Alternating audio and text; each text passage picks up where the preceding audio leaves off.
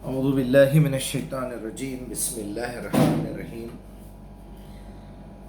پہلے تو میں اپنی خوشی کو آپ کے ساتھ بانٹنا چاہتا ہوں، اور میں آپ سب کو بھی مبارکباد دیتا ہوں کہ اللہ تعالیٰ نے اس سرزمین پہ جتنے انسان بستے ہیں ان میں سے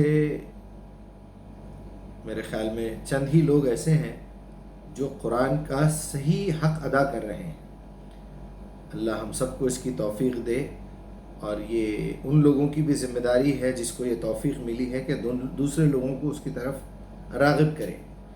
آج میں اپنی وہ خوشی آپ کے سامنے اظہار کرنا چاہتا ہوں کہ قرآن کا ایک ایسا ویو مجھے ملا ہے جو میرے اپنے 35-36 سال کے سفر میں، 40 سال کے سفر میں، یا میری پوری زندگی لے لیجیے آپ، یہ ویو کہیں نہیں ملا۔ مجھے خیال آیا آج رات، تقریباً سمجھ لیجئے، چلیے صبح سے ہی، کہ یہ قرآن کی جو ترتیب ہے سورہ نمبر 1 سے 114 تک، سورہ فاتحہ سے سورہ ناس تک، تو یہ ترتیب آخر ایسی کیوں ہے؟ کیا اسی ترتیب سے قرآن نازل ہوا؟ نہیں ہوا۔ تو پھر قرآن کے نزول کی تو ترتیب الگ ہے، وہ کسی اور صورت سے نازل ہوا، مکی کی صورتیں کہیں اور ہیں، مدینہ آنے کے بعد کچھ اور صورتیں نازل ہو گئی، کچھ ایسی صورتیں ہیں جیسے سورہ قلم میں اس کی 17 سے 33 نمبر کی آیت جو ہے وہ مکے میں نازل ہوئی، باقی کی مدینے میں نازل ہوئی۔ اور یہ ذرا نئے بندے کو کنفیوژن ہوتا ہے، اور یہ باتیں اسی وقت نکل کے سامنے آتی ہیں جب آپ اس قرآن کی دعوت کی فیلڈ پہ کام کریں، اور ایک نیا بندہ جو قرآن سے بالکل ناواقف ہے، اسلام سے ناواقف ہے، رسول سے ناواقف ہے، اللہ سے ناواقف ہے، وہ آپ سے سوال کرے کہ بھائی ٹھیک ہے، آپ مجھے اسلام کی دعوت دے رہے ہیں، قرآن کی دعوت دے رہے ہیں، تو آخر پھر ایسا کیوں ہے؟ تو جب یہ سوال سامنے آتا ہے تو آپ کو تحقیق کرنے کے دروازے کھلتے ہیں، تو آپ کا علم بھی آگے بڑھتا ہے، اور قرآن کے وہ ہیرے جواہرات، وہ قیمتی جو ہے خزانے سامنے آتے ہیں جو اللہ تعالیٰ نے اس میں رکھے ہیں۔ قرآن کا آج ایسا راز میں پیش کر رہا ہوں آپ کے سامنے کہ آخر یہ تسلسل جو ہے سورہ فاتحہ سے سورہ ناس تک کی جو ترتیب ہے، جو سیکوینس ہے، یہ سیکوینس وہ سیکوینس کیوں نہیں ہے جو کہ نبی صلی اللہ علیہ وسلم پہ اتاری جانے والی جو کتاب ہے، اسی کتاب کا جو حصہ ہے، مکے کی صورتوں کو پہلے کیوں نہیں رکھا گیا؟ کیوں ایسی ترتیب نہیں بنائی گئی کہ چلو پہلی مرتبہ ہم رسول سے بات کر رہے ہیں، بات یہاں سے شروع ہونا تھا، پھر اے نبی ہم نے اس کتاب کو مکمل کر دیا، الیوم اکملت لکم دینکم واتممت علیکم نعمتی ورضیت لکم الاسلام دینا، صدق اللہ العظیم۔ ایسا ہونا چاہیے تھا، اسی ترتیب سے ہونا چاہیے تھا قرآن۔ اس پہ میں نے غور و فکر کیا ہے، ویسے کئی مرتبہ سوچا میں یہ بات، میرے پاس جواب تو تھا، میں نے سوچا نہیں اب اس کا ویڈیو بنانا ضروری ہے، میرے اپنے تمام چاہنے والوں کو، یا میری رسائی جہاں تک ہے، میری پہنچ جہاں تک ہے، ان کو بھی یہ بات پتہ ہونا چاہیے۔ وہ یہ ہے کہ اگر آپ مسلمان ہو چکے ہیں، مثال کے طور، یا آپ مسلمان ہیں آلریڈی، اب آپ قرآن کو پڑھنا چاہتے ہیں، مسلمانوں میں پیدا ہو گیا، آپ کو قرآن فری میں مل گیا، اب میں قرآن پڑھنا چاہوں گا تو میرے لیے پہلا سبق کون سا ہونا چاہیے؟ مجھے 7 سال کی عمر، 6 سال کی عمر سے قرآن سمجھ میں آنے لگ گیا، تو مجھے سب سے پہلے کیا احکام معلوم ہونا چاہیے؟ اس کو تو بیچارے کو معلوم ہے کہ میرا نام محمد مجیب الرحمن ہے، اور میں ایک مسلمان گھر میں پیدا ہوا ہوں، لہٰذا اب میرے کو اسلام قبول کرنا اور یہ کرنا اور یہ، اس کی تو ضرورت نہیں ہے۔ ابا کے ساتھ انگلی پکڑ کے مسجد جانا ہے، قبرستان جانا ہے، وہ اعمال کرنا ہے، روزے رکھنا ہے، زکوٰۃ دینا ہے، حج پہ جانا ہے، عمرہ پہ جانا ہے، وہ اذکار، وہ باتیں، وہ ساری چیزیں میں سن رہا ہوں۔ اب مجھے قرآن پڑھنا ہے تو کیا، کہاں سے پڑھایا جائے؟ تو اللہ کی تعریف، الحمدللہ رب العالمین الرحمن الرحیم مالک یوم الدین ایاک نعبد و ایاک نستعین، پہلے اللہ کی تعریف، پھر وہ اس کی صفات بیان کرنا، پھر قیامت کا ذکر آئے گا، بچہ ابا سے پوچھے گا کہ یہ مالک یوم الدین کیا ہے، پھر یہ کیا ہے کہ ایاک نعبد و ایاک نستعین، دین سکھائے بعد پہلے اللہ سکھانا، پھر تعریف سکھانا، دین سکھانا، مالک یوم الدین بولنے کے بعد ایاک نعبد و ایاک نستعین، عبادت سکھانا، پھر نستعین سکھانا، مدد مانگنا کیسے ہے اللہ سے، کس چیز کی مدد مانگنا ہے؟ ہدایت کی. اہدنا الصراط المستقیم، کہ میں عبادت کروں تو کس طرح کروں، وہ راستہ کیسا ہے، کس کا ہے. انعمت علیہم غیر المغضوب، اچھا ایسا ہے. پھر اس کے بعد چلو الف لام میم ذالک الکتاب لا ریب فیہ، تم مسلمانوں میں ہو، یہ کتاب میں شک کی کوئی گنجائش ہی نہیں ہے. تو جو بچہ آلریڈی مسلمانوں میں پیدا ہو گیا ہے اس کے لیے تو یہ قرآن ہے. اب ایک پیریڈ کے بعد وہ 14-15 سال 18 سال کی عمر کے بعد آٹومیٹیکلی یہ سوچے گا کہ میری قرآن تو میں 2-3 مرتبہ مکمل کر چکا ہوں. 7 سال کی عمر سے شروع کرا، 14 سال کی عمر میں چلو پوری قرآن کو سمجھتے ہوئے 7 سال میں اس کی قرآن مکمل ہو گئی. اب یہاں سے اس کا دور شروع ہوا 14-15 میں. اس کو فوراً یہ خیال آئے گا کہ دیکھو یہ علم تو میں نے حاصل کر لیا ہے، اب یہ علم دوسروں تک بھی پہنچانا ہے جن بیچاروں کے پاس قرآن نہیں پہنچی، یا پھر مسلمانوں میں ہو کے قرآن سے بے خبر ہیں. ان کے لیے یہ اصل فارمولا میں آپ کو بتانے جا رہا ہوں. ان کے لیے یہ قرآن کام کی نہیں ہے، وہ کنفیوز ہو جائے گا. اب آپ کو قرآن کی دعوت دینا ہے، آپ نے اسٹڈی حاصل کر لی، اب آپ کو ڈائریکٹلی وہاں پہنچنا ہے جہاں اللہ کے رسول صلی اللہ علیہ وسلم پہ یہ قرآن نازل ہونا شروع ہوا.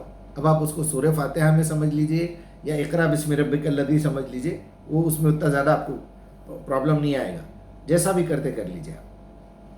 اگر اقرا سے شروع کرنا ہے وہ ایک الگ بحث ہے، ایک الگ جھگڑا ہے، وہ کیا ہوا تھا، کیسی آیتیں نازل ہوئی. لیکن اگر آپ کو اقرا سے شروع کرنا ہے تو آپ اقرا سے کریے، لیکن پھر بھی میرا مشورہ یہ ہے کہ الحمدللہ رب العالمین سے کریے. اگر اقرا سے کر رہے ہیں، اقرا بسم ربک الذی خلق، چلو پڑھنا شروع کرو یہاں سے، جس نے تمہیں پیدا کیا. اچھی بات ہے.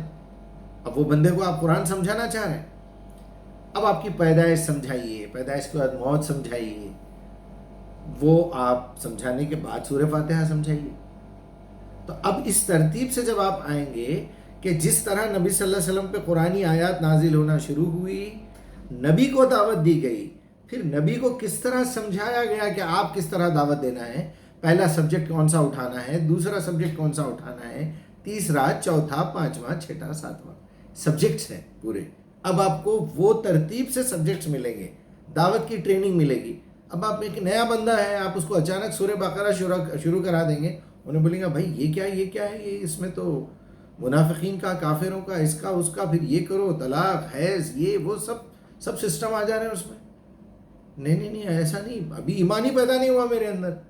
تو وہ جو ایمان پیدا ہوگا وہ مکی صورتوں سے ہوگا، جس کے اندر سب سے پہلی بات اس بات کا یقین دلایا گیا ہے کہ آپ کو موت آنی ہے. اس بات کا یقین دلایا گیا ہے کہ ایک اللہ ہے جو ہر چیز پر قادر ہے. آپ کو سب کچھ گوشت کے لوتھڑے سے بنایا، خون سے بنایا، نطفے سے بنایا. یہ یقین دلاتے ہی فوراً دوسرا یقین، مرنا ہے، آخرت آنے والی ہے. لہٰذا تم اس کے بعد کا اسٹیپ ہے شرک کا. یہ سمجھایا گیا کہ اب یہاں سے بیماریوں کا ذکر شروع ہوا. پہلے تم رسول کو مان لو کہ یہی وہ بندہ ہے جس کے پاس اللہ کا پیغام آ رہا ہے. اب وہ رسول تمہیں سمجھائے گا میرے اوپر اللہ ہے، میں باتیں اپنی زبان سے نہیں بول رہا ہوں، اللہ میرے پاس بھیج رہا ہے. اچھا، اس بات پہ ایمان، یعنی فرشتوں پہ ایمان ہو گیا، پھر اللہ پہ ایمان ہو گیا، پھر کتابوں پہ ایمان ہو گیا، پھر آخرت کا ایمان ہو گیا. تو اب دیکھیے آپ، آمنت باللہ و ملائکتی و کتبی و رسولی و یوم الآخری، 5 سبجیکٹ سمجھا دیجیے. آپ سیریل آگے پیچھے ہوتے رہتا. سب سے پہلا سیریل کیا لوگ ہیں؟ آمنت باللہ. وہ اللہ کون ہے جو آپ کی ماں کے پیٹوں میں صورتیں بناتا ہے؟ وہ اللہ کون ہے جو سورج کو ٹائم پہ نکال رہا ہے، ٹائم پہ بھاگ رہا ہے، چاند آ رہا ہے، سورج آ رہا ہے، زمین ہے، کشش ہے، سمندر ہے، جانور ہے، کون کھلا رہا ہے، کیسے کھا رہے ہیں، اتنا پانی کا انتظام کہاں سے ہو گیا؟ جھاڑوں کو پانی چاہیے، جانوروں کو پانی چاہیے، انسانوں کو پانی چاہیے، کہاں چاہیے، without any motor, without any connection, without any جو ہے سپلائی، آپ کو سمندروں سے بھاپ بنا کے اٹھانا، کھارے پانی میں سے کھارا پانی نیچے چھوڑ دینا، بھاپوں میں میٹھا پانی لے کے جانا، بادل بنانا، لے جا کے برسانا جہاں ضرورت ہے، جہاں انسان بستے ہیں. کوئی معمولی بات ہے؟ یہ کون ہے اس کے پیچھے؟ تو جب آپ یہ اس کی قدرت کے کرشمے سمجھائیں گے کسی غیر مسلم کو، نان مسلم کو، یا اس مسلمان کو جو پہلے سے قرآن نہیں جانتا، ہمارے پاس دعوت کا طریقہ غلط ہے، اٹھا کے پہلے نماز پڑھا دو، اس کا حلیہ بدل دو، داڑھی چھوڑ دو، نام بدل دو، ختنہ کروا دو. ارے رے رے رے، یہ تو بہت غلط ٹریک پہ جا رہے ہیں ہم لوگ. یہ ایسی کوئی باتیں نہیں ہے. پہلے تم شراب چھوڑو، تم پہلے یہ کرو، تم پہلے وہ. ایسا بالکل نہیں ہے. آپ اسی ترتیب سے جائیں گے جس طرح اللہ نے اپنے فرشتے کے ذریعے سے اپنے نبی کو سکھایا، اپنے نبی نے اسی طریقے پہ عمل کر کے دکھایا، صحابہ نے اسی کو قبول کیا. سائیکولوجیکلی بالکل اسی راستے پہ جائیں گے تو وہ کام ہوگا. ورنہ میں کیا بتاؤں آپ سے. اللہ تعالیٰ سے میں استغفار کرتا ہوں اب تک کی جو غلطیاں مجھ سے بھی ہوئی ہیں. میں نے بھی لوگوں کو غلط طریقے سے دعوت دی، کیونکہ ظاہر بات ہے آدمی اس کوشش میں بھاگ دوڑ کرتا ہے. کبھی یہ جماعت میں چلے گئے، کبھی وہ فرقے میں گھس گئے، کبھی ادھر ہو گیا، کبھی ادھر ہو گیا. اس کا نتیجہ یہ نکلا ہمارا ذہن الجھ کے رہ گیا. لیکن الحمدللہ میرے ہاتھ میں قرآن رہی، ہمیشہ ہمیشہ میرے ساتھ قرآن رہی، اور میرا ذہن اسی طرف توجہ کرتا رہا کہ میرے رب اہدنا الصراط المستقیم، مجھے وہ راستہ دکھائیے جس راستے پہ نبی نے کام کر کے دکھایا. اللہ تعالیٰ سے التجا کرتا ہوں میں کہ ابھی بھی میں جو سوچ رہا ہوں، اگر میں اس میں کوئی غلطی کر رہا ہوں تو اللہ مجھے صحیح گائیڈنس دے، کسی کے بھی ذریعے سے. آپ لوگوں میں سے کوئی بھی بتائیے یہ بات ہماری سمجھ میں نہیں آئی، یا ہمیں اچھی نہیں لگی، یا یہ ایسا نہیں ہے یہ ایسا ہے، تو اس کا جب آپ میری بات کو غلط ثابت کریں گے تو صحیح بات پھر میں آپ سے پوچھوں گا نا. جب آپ مجھے بولیں گے یہ راستہ غلط ہے تو پھر میں آپ سے پوچھوں گا پھر صحیح راستہ کیا ہے. یا پھر آپ یہ بولیے بھائی مجھے تو شک ہے، مجھے بھی صحیح راستہ نہیں معلوم ہے، لیکن یہ راستہ بھی پتہ نہیں جائے گا یا نہیں جائے گا، مجھے شک ہے.